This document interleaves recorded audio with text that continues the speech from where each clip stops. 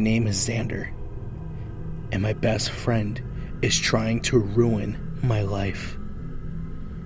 It started out very small, but has quickly grown out of control. I'm currently sitting inside a church using their Wi-Fi to post this story, and taking advantage of their air conditioning. I'm posting this story in case he finds me and kills me soon. It's only a matter of time now, and I want someone to know what happened before I die. 2 years ago, my friend David and I were sitting on the couch at my house thoroughly bored. It wasn't a temporary boredom either. It was a resounding boredom with life. We both worked full-time at the local movie theater, making minimum wage and cleaning up after idiots who couldn't keep popcorn and soda in their mouths. We had graduated high school 2 years prior and had no plans to attend college. Life looked bleak for us. College didn't sound appealing, work was annoying, and the little free time we had was blown on video games and YouTube. We both still lived with our parents too, which made dating somewhat embarrassing. Looking back, I'm sure we were suffering from mild depression on top of everything else. These life circumstances blended together to create the perfect storm for what I now have to call my reality. As we sat on the couch at my parents' house, channel surfing the TV, David asked me if I was bored with life. I responded in the positive, and he sighed.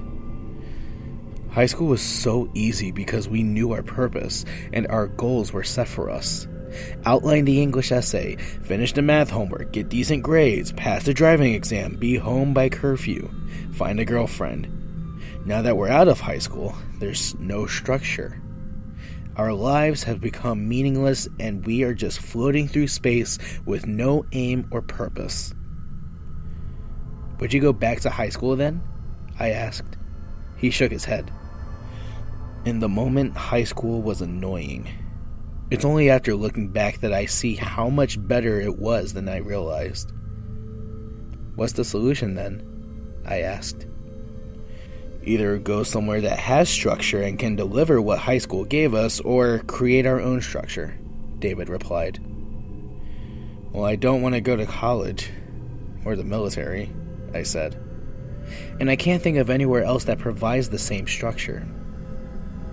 Guess I had to make my own, but I have no idea where to start. The thing about high school was that it required a minimum effort. If you didn't give that minimum effort, you would face the consequences. The consequences were bad enough that you and I would put effort into school. When high school ended, that minimum effort level decreased. Now our minimum effort is not enough to improve ourselves. Whatever structure we build has to have those consequences built in a minimum effort that forces us to improve constantly. David was, and is, a very intellectual person. He thinks about everything, if you can't already tell. I was pretty dumb compared to him, but I stuck around because he always had interesting things to say. This conversation definitely counted as interesting. I won't bore you with the entire conversation that we had, but it lasted an hour where we discussed how to build structure into our lives. I want to emphasize here that boredom is dangerous. Well, it's not dangerous by itself, but it can quickly lead to dangerous things. Boredom can lead to pain, accidental children, technology that disrupts a monopoly, and even death. Our boredom led to a dare. I dare you to try and ruin my life, David said. What does that mean? I asked. It's a way to build structure into my life. If I know that you are always trying to ruin my life and actively trying to make me fail, then I am driven to fight back and act on initiative. But how can I ruin your life? I asked. You could ruin anyone's life if you gave it enough thought, planning, and action, David said with a smirk. I'm not going to give you any ideas. I just want you to try and ruin my life. I remember sitting back and thinking about what he meant. The first things that came to mind were about tripping him occasionally or hiding his toothbrush every time I went to his house. My young mind didn't fully understand how serious David was being. His mind was running 3 tracks above mine, so I didn't know what I was getting into when I said, "Okay, I'll try to ruin your life, but I dare you to try and ruin my life as well." He smiled with a newfound enthusiasm, and I smiled back. I had hoped it would be a great day to relieve my boredom with life. David stood up and punched me in the leg as hard as he could. I shouted at him mostly out of surprise. He just laughed. "The dare starts now," he said, grabbing his shoes. "We are no longer friends. We are nemesis." He opened my front door and looked over his shoulder. "Good luck," he said. "I hope you'll work half as hard as I will." Once he left, I just sat there rubbing my sore thigh. Okay, I thought, if he wants a war, he'll get a war. That night, I had laid awake trying to think of ways to make his life harder for him. My ideas were also childish and useless compared to what he would later throw at me. I'm too embarrassed to list my ideas from back then. I wish I could say I remembered the day David turned against me for real. But it was so subtle that I didn't even notice right away. To my face, David acted completely normal. While we were at work, I would sprinkle popcorn over a section he had just cleaned and point it out to him. He would just laugh and say, "Is that supposed to ruin my life?" Then he would clean it up. I expected him to do the same to me, but he didn't. His lack of visible retaliation made me bored again, so I stopped. Looking back, I suspect that behind my back he was sabotaging my image with our other co-workers and our boss. Out of the blue, my boss called me into his office and told me that I was fired because I wasn't doing a good enough job. David acted sorry I was leaving and we promised to hang out again soon. I left, thinking I could make this something good and get a real job. That dream died, and I ended up at McDonald's instead. After I had been at McDonald's for a month or so, my parents confronted me. They asked me if I had been stealing cash from their wallets. I had never stolen a cent from them and told them so. They backed off, but only for a week until my mom's debit card went missing. They confronted me again, this time very angry. They accused me of withdrawing several $100s using my mom's debit card. I have no siblings, so it wouldn't have been anyone else in the house. It turned into a screaming match and they demanded that I move out as quickly as possible. With my small cachet of savings, I found an apartment near the local community college that housed college students. The rent was affordable enough for me, so I moved out within the month. I moved in and became instant friends with 2 of my roommates, Clark and Ivan. Our other roommate, Isaac, kept to himself and stayed in his room playing video games 24/7. Life got good again because I hung out with Clark and Ivan frequently. David and I had stopped hanging out after I was fired from the movie theater. I hadn't forgotten about him, but I had forgotten about the dare. Every once in a while, I would message him on Facebook or shoot him a text to ask if he wanted to hang out, but my messages were always ignored. Eventually, I gave up. Within 6 months, I had a great life going. I was dating a girl named Katie, I had been promoted to crew trainer at McDonald's, which paid better, and my bank account was slowly growing. I only recognized this as David's doing when I look back. But an obscene amount of junk mail showed up with my name on it every single day. Magazines, credit card offers, vacation ads, and even physical letters from real people who claimed to be excited to be my new pen pal. I sorted through them every day trying to find some pattern. Clark and Ivan thought it was hilarious. When I came home late from work, they would sometimes toss the junk mail in the air like confetti as I walked through the door cheering that the Mail King was home. One day, I remember feeling sick of getting all of this junk mail and deciding to sit down, call every subscription to cancel. I recruited Clark and Ivan to help me, and we sat down with snacks one afternoon and started to crank through phone calls. In a few days, the tide of junk mail subsided, and we celebrated our efforts. That only lasted a week. The next week, it started coming back in full force. There was twice as much as before, and even some pornographic magazines in the mix. Not only did my physical junk mail increase, but my email became unnavigable through all the new spam messages. Google moved a lot of it to the spam filter, but there were still hundreds of emails that made it through. My email had been subscribed to websites I'd never even heard of. Clark and Ivan were blown away by the new tide of junk mail. The event was dubbed Return of the Junk and became a great icebreaker for Clark and Ivan to introduce me to other people at parties. One day I was browsing Facebook's People You May Know section when I came across someone's profile that had my picture but a different name. The account was open for anyone to view and had a lot of porn posts, status updates full of swearing and praises to Hitler. I frowned when I clicked on their pictures. Most of the pictures were the same ones from my Facebook account, but there were some pictures of me that weren't on my account or anywhere else online. Keep in mind, I didn't remember my dare to David, so I was feeling pretty creeped out. I hit the report button and let Facebook know that the account was a fake and went on my way. I think 3 months or so later is when more stuff started to happen. Katie and I were getting very serious and discussing moving in together. The junk mail still rolls in, and I've started to just throw it away. Ivan has moved out to go to an actual university, so a new roommate, Jackson, has moved in. Clark and I attempted to befriend Jackson, but he's similar to Isaac, and locked himself in his room most of the time. A new game became available for pre-order, so I submitted my email to reserve a copy. When I tried to log into my email to make sure the reserve code was there, I couldn't log in. I had forgot password and it asked if I wanted to use my phone number to reset the password. I pressed yes and waited for my phone to light up. It never did. I pressed the button 3 more times, but no text ever came. I tried old passwords I used to use, but none of them worked. I frowned, but eventually just walked away from my computer. I'd try again a different day. I sat down on the couch and pulled up Facebook on my phone. A pop-up appeared. "You've been signed out," it said. Then it jumped to the login screen.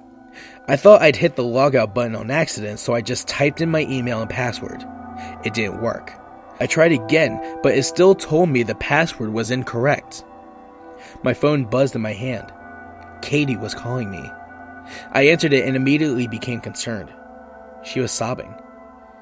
"Katie?" I said. "You coward," she spat. "You don't get to just Facebook me that shit. No, you have to talk to me and tell me with your voice." "Katie, what are you talking about?" I asked. "Don't play stupid, asshole. Say it." "Say what?" You Facebook me and say we are through, but when I call you, deny everything? What the hell are you trying to pull, Xander?" Katie hissed. "Katie, my Facebook got hacked. I was literally just trying to log in when you called. Are you at home?" "I'm coming over." "We are not done. We are far from done, sweetheart." It took me some time to convince Katie that it hadn't been me, but she relented when I showed her that I couldn't log in. I googled how to get my Facebook account back and contacted their help center. Thankfully, they were able to get me back into my account. Lots of links to porn sites had been posted all over my page by whoever jacked my account, so I spent time deleting all of those.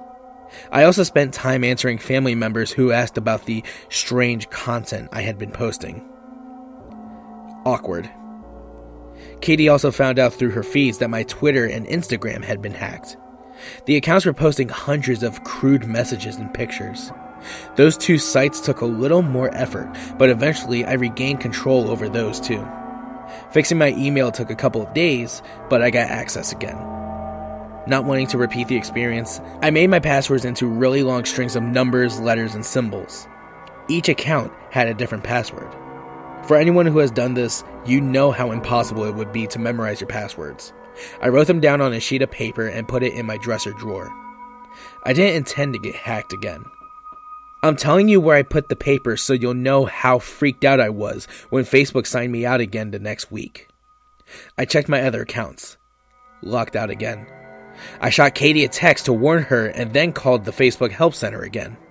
They gave me access to Facebook and gave me the same warning about making a long password.